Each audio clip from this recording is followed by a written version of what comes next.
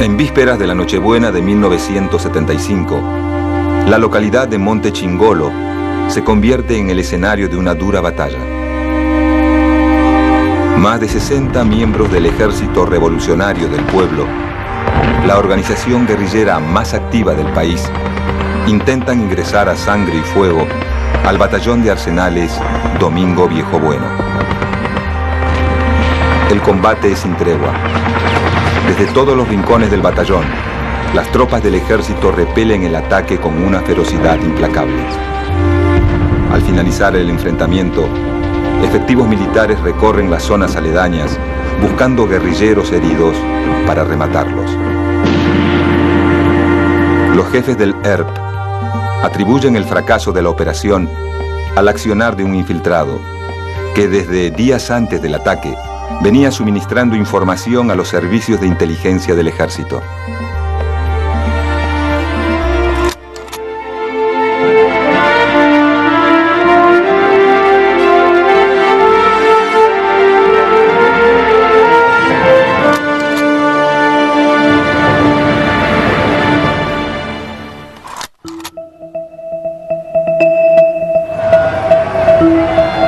En 1966 marca el inicio de una década asignada por la violencia política en Argentina.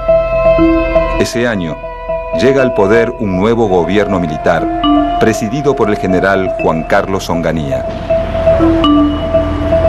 Cuando asume Onganía, el conflicto internacional llamado Guerra Fría se encuentra en pleno apogeo. El bloque capitalista, liderado por los Estados Unidos, intenta frenar el crecimiento de su principal enemigo y competidor, el bloque comunista, comandado por la Unión Soviética y con presencia en América Latina a partir de la Revolución Cubana de 1959.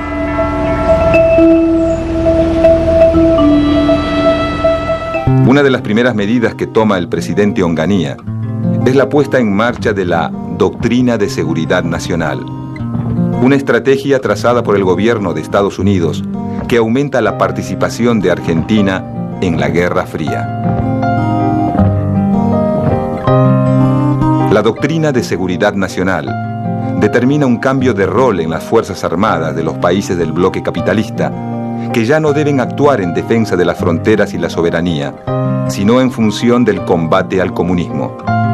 Según sus postulados, las fronteras que importan son las ideológicas y el enemigo al que hay que combatir está dentro del propio territorio.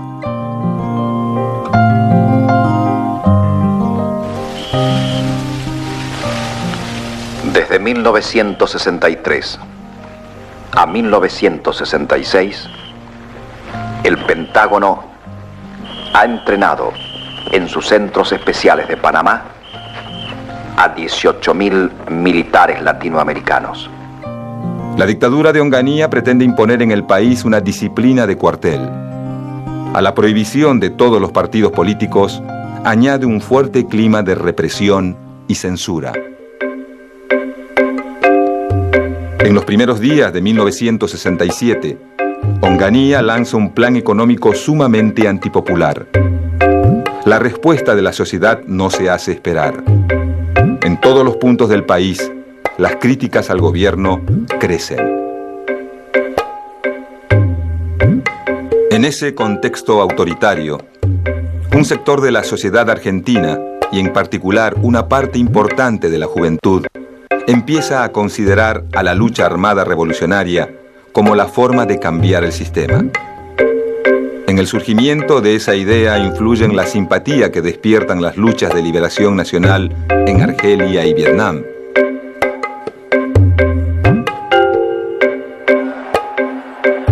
Las revueltas estudiantiles de París y México.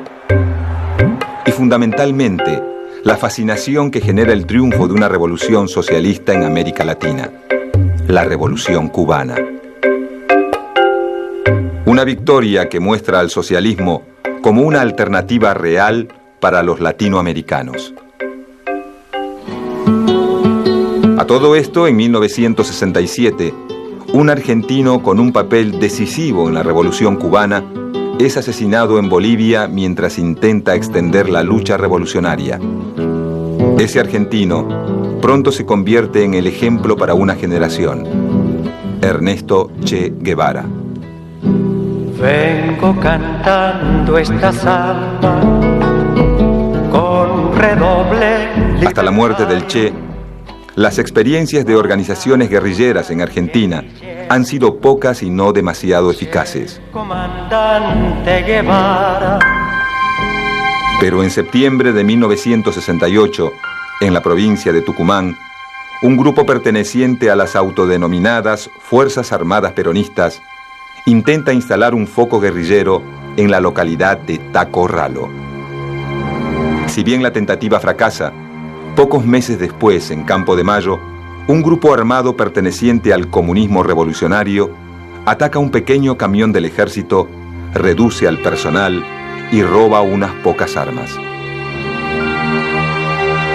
Este acto, realizado por las autodenominadas Fuerzas Armadas de Liberación, inaugura en Argentina la modalidad de la guerrilla urbana, una forma de lucha que será mucho más significativa que la guerrilla rural, en un país donde gran parte de la población se concentra en las principales ciudades.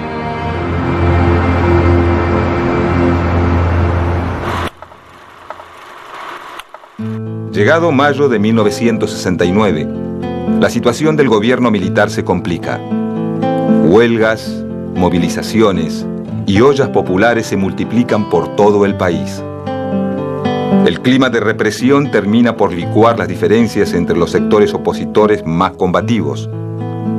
Es así que muchos obreros peronistas, curtidos por casi 12 años de lucha y proscripción, confluyen con dirigentes estudiantiles y una nueva generación de militantes de izquierda. A esta nueva avanzada opositora, pronto se suma el movimiento de sacerdotes para el tercer mundo, corriente de la Iglesia Católica que impulsa a muchos jóvenes cristianos a tomar el camino de la revolución. En los últimos días de mayo de 1969, la paciencia de la población ante los excesos de la dictadura se acaba. Un levantamiento popular bautizado como el Cordobazo hace temblar al gobierno de Onganía. A partir del Cordobazo, la movilización popular se instala como un método de lucha efectivo. Al mismo tiempo, la violencia revolucionaria comienza a ser vista como una opción por muchos sectores de la sociedad. En poco tiempo, a las organizaciones armadas que ya existen en el país, como las Fuerzas Armadas Peronistas y las Fuerzas Armadas de Liberación, se suman las Fuerzas Armadas Revolucionarias, agrupación de orientación marxista nacida de la experiencia de un grupo insurgente creado en Bolivia por el Che Guevara. Para principios de 1970, los actos de la guerrilla argentina se convierten en noticia cotidiana.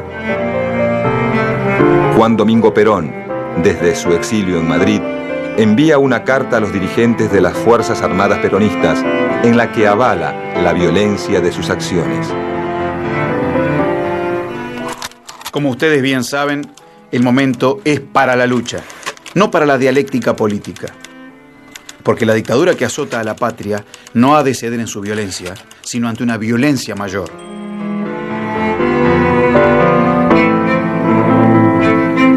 En 1970 marca la entrada en escena de dos nuevas organizaciones guerrilleras.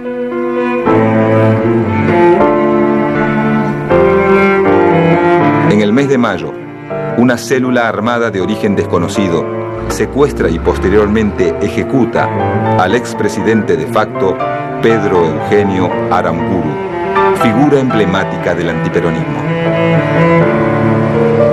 Nada se sabe de los autores del secuestro. Posteriormente, una nueva organización guerrillera llamada Montoneros se hace cargo del hecho. Los montoneros llamamos a la resistencia armada por una patria libre, justa y soberana, con Perón en la patria. Perón o muerte, montoneros.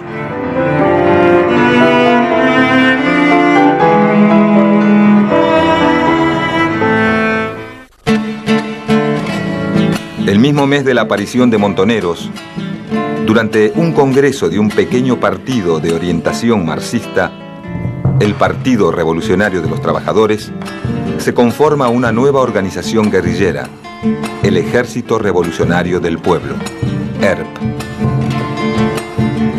A diferencia de otras organizaciones, el ERP separa claramente acción política de acción militar. El ERP es el brazo armado, el Partido Revolucionario de los Trabajadores, el brazo político.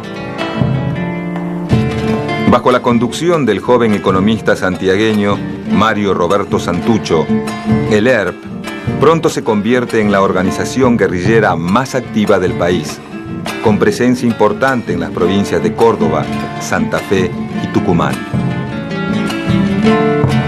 La principal diferencia entre el ERP y Montoneros es que el ERP decide mantener una distancia crítica del peronismo, al que considera un movimiento burgués y populista.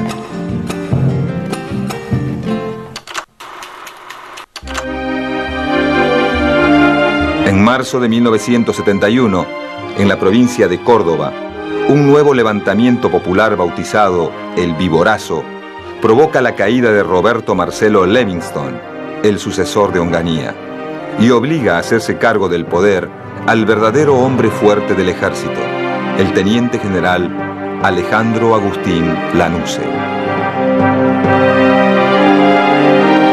Asediado por la creciente ofensiva guerrillera, Lanusse no tarda en comprender que el regreso de Perón al país es inevitable, por lo que intenta llegar a un acuerdo con el viejo líder, que incluye el fin de la proscripción del peronismo y un llamado a elecciones para 1973.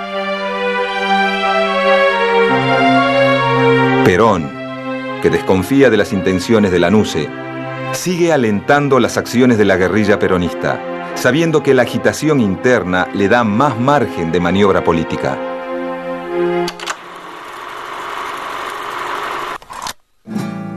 Con el comienzo de la nueva década, las actividades de la guerrilla argentina se multiplican. En 1971, el ERP decide abandonar las pequeñas acciones y realiza su primer operativo a gran escala. El residencial barrio de Fisherton fue conmovido esta mañana por la noticia de que el cónsul de Su Majestad Británica y a la vez gerente general del frigorífico Sud de Rosario, señor Stanley Sylvester, habría sido secuestrado por 3 o 4 personas.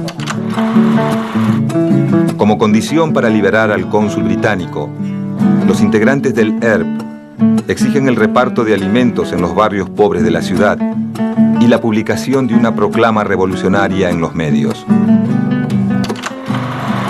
Este tipo de acciones sirven para afianzar el prestigio de la guerrilla en amplios sectores de la sociedad, en especial entre la juventud. En julio de 1971, durante un plenario de las Juventudes Argentinas para la Emancipación Nacional, uno de sus dirigentes, Rodolfo Galimberti, afirma que el nacionalismo revolucionario peronista será una realidad en todo el país. Hacia fin de año, Perón convoca a Galimberti a una reunión en Madrid, donde lo designa su delegado personal ante la juventud.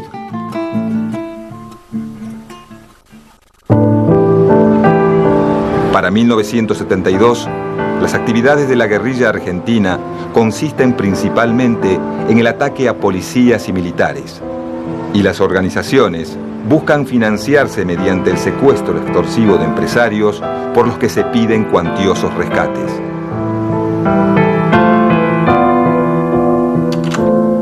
En abril del mismo año, una célula del ERP secuestra y ejecuta a Oberdán Salustro, director de la empresa Fiat. El mismo día de la muerte de Salustro, en la ciudad de Rosario, un comando conjunto del ERP y las Fuerzas Armadas Revolucionarias asesina al general Juan Carlos Sánchez, comandante del Segundo Cuerpo de Ejército. El general de división Juan Carlos Sánchez había nacido en Villa Guillermina, en el norte de la provincia de Santa Fe, el 25 de septiembre de 1919. Sus restos serán trasladados ahora a la capital federal para ser velados en el Regimiento 1, Patricios en el primer cuerpo de ejército. La escalada de violencia desgasta aún más la imagen del presidente Lanusse, quien acelera la salida de los militares del gobierno.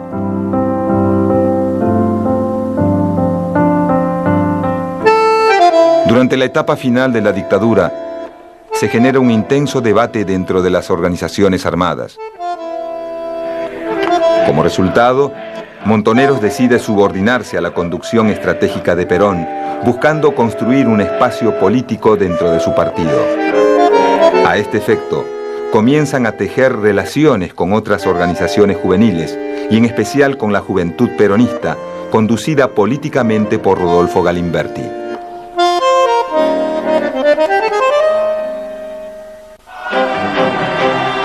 Para mediados de 1972, la Juventud Peronista y Montoneros se convierten en un verdadero fenómeno de masas que alcanza una gran importancia dentro del peronismo. En pleno estado de fervor militante, las organizaciones armadas reciben una dura noticia. En la provincia de Chubut, un grupo de 19 militantes del ERP, Montoneros y de las Fuerzas Armadas Revolucionarias, detenidos por la dictadura, logran fugarse del penal de Rawson. En su intento por escapar del país, son interceptados por fuerzas militares en el aeropuerto de Trelew. Acaban de manifestar miembros de las organizaciones armadas, FARC, ERP y Montoneros, que después de haber realizado esta entrevista y haber llegado a la masa de la población a través de la prensa escrita, es factible, y ellos lo han decidido así, entregarse incondicionalmente sin ningún tipo de violencia. Reiteramos que esto... Una semana más tarde, en la base naval Almirante Sar, 16 de los 19 detenidos son fusilados por efectivos de la Marina de Guerra.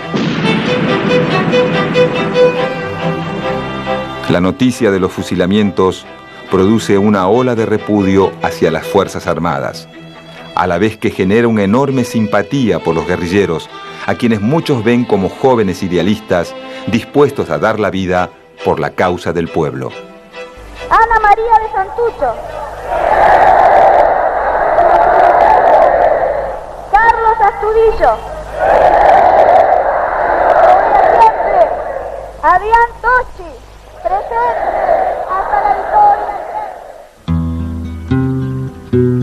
El 17 de noviembre de 1972 llega el día más esperado por todos los peronistas. Perón logra volver al país, pero Lanusse idea una cláusula que le impide presentarse como candidato a la presidencia. Ante este escenario, Perón designa como candidato a su delegado personal y hombre de mayor confianza, Héctor José Cámpora. El 11 de marzo de 1973, Héctor Cámpora es elegido presidente con el 49% de los votos. El triunfo de Cámpora abre un nuevo escenario de lucha dentro del peronismo. Los sectores más ortodoxos del partido y la CGT tradicional, liderada por José Ignacio Rucci y Lorenzo Miguel, ven con creciente malestar el avance de la Juventud Peronista y Montoneros, por lo que empiezan a tejer alianzas para desplazarlos. Al mismo tiempo, las Fuerzas Armadas Revolucionarias y Montoneros se fusionan e impulsan la llamada tendencia revolucionaria, una corriente interna del partido gobernante que busca relacionar peronismo con socialismo. A escasos días de la asunción de Cámpora, Galimberti hace un llamado a la creación de milicias populares para proteger a la incipiente democracia. Pocos días más tarde, desde su residencia en Madrid, Perón destituye a Galimberti de la conducción de la Juventud Peronista. Sin el apoyo de Perón, Montoneros decide llevar a cabo un doble juego. Por un lado, sigue planteando la continuidad de la guerra revolucionaria. Por el otro, varios de sus cuadros políticos ocupan cargos de importancia en el gabinete de Cámpora. Bueno, Montoneros siempre se definió como una organización político-militar, ¿no es cierto? Es decir, nosotros utilizamos la violencia de abajo contra la violencia de arriba, es decir, la violencia justa, en defensa propia en última instancia. Si retornara la violencia de arriba, retornará naturalmente la violencia de abajo. Por su parte, a pocos días de la asunción de Héctor Cámpora, el ERP hace público un documento en el que se compromete a no atacar al nuevo gobierno si éste no lo ataca. No obstante, deja en claro que su combate con las Fuerzas Armadas continúa. En junio de 1973, Perón inicia su regreso definitivo a Argentina. El día de su llegada, casi 2 millones de militantes peronistas se trasladan hasta el aeropuerto de Ezeiza para recibir a su líder.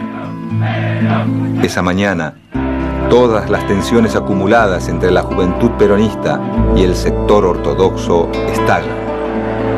Y lejos de ser una fiesta, el reencuentro de Perón con sus seguidores se convierte en una masacre. Los hechos de Ezeiza marcan el fin de la relación entre Perón y las organizaciones armadas. El 13 de julio de 1973, tras solo 49 días de gobierno, Héctor Cámpora renuncia.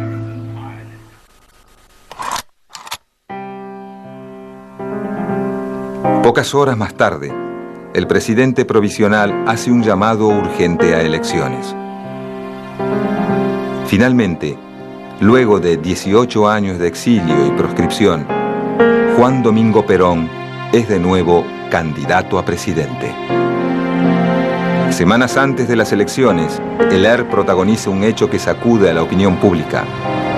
En el barrio porteño de Parque Patricios, una célula guerrillera intenta copar el comando de sanidad del ejército.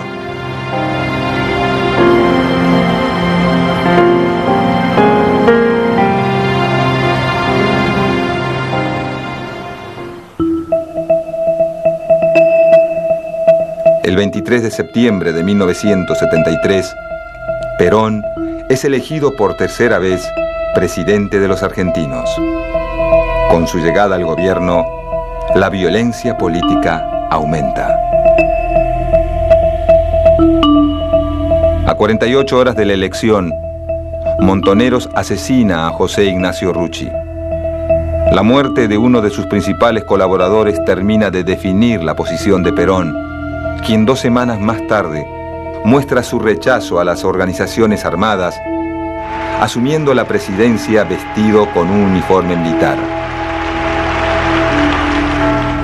En los primeros días de 1974, el ERP intenta copar el regimiento de Azul, el destacamento del ejército más importante del país.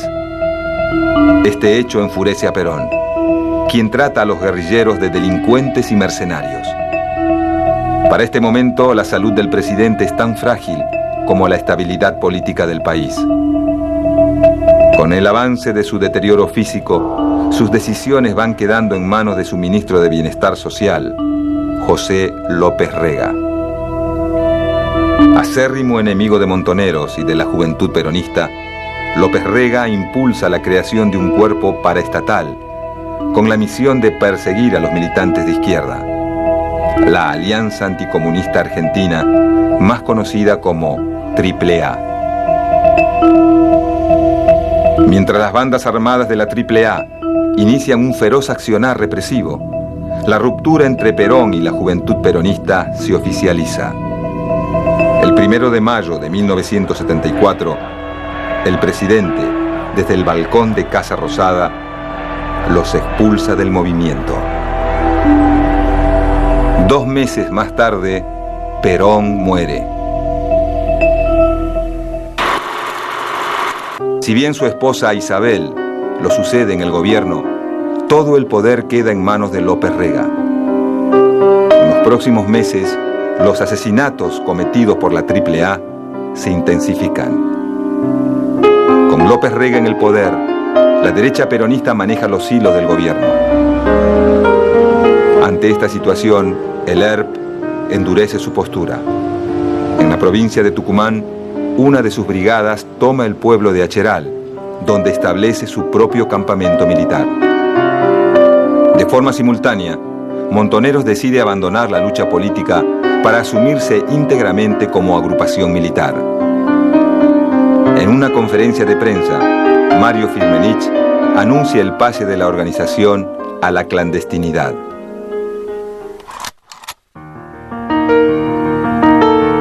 Llegado 1975, a la compleja situación política se suma una gran crisis económica que termina por destruir la imagen pública de López Rega, quien se ve obligado a huir del país.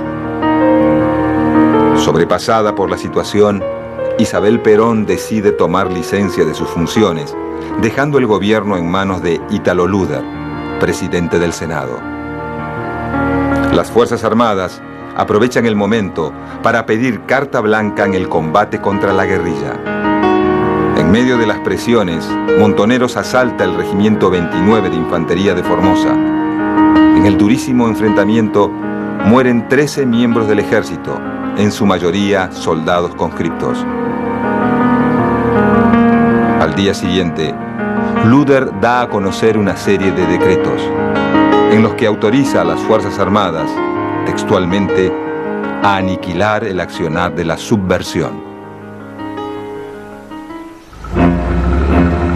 Para principios de 1976, la guerrilla argentina está militarmente derrotada. El fracaso de su ataque al batallón de Monte Chingolo significa un duro golpe para el ERP, que pierde en la operación a sus cuadros más entrenados. Por su parte, el incremento de las acciones violentas de Montoneros genera un creciente rechazo de la opinión pública a la organización.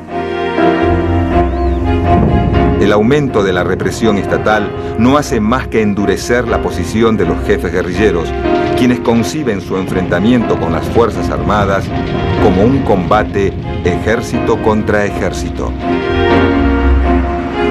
Llegado el mes de marzo, la democracia agoniza y las Fuerzas Armadas se aprestan a dar un nuevo golpe de Estado. Muchos miembros de las organizaciones guerrilleras apuestan al golpe pensando que este abrirá el escenario definitivo de una situación revolucionaria. Pero esta situación revolucionaria nunca se produce. En cambio, las Fuerzas Armadas inauguran una etapa de terrorismo de Estado que establece en el país una brutal maquinaria represiva destinada a la persecución, la tortura y la desaparición de personas.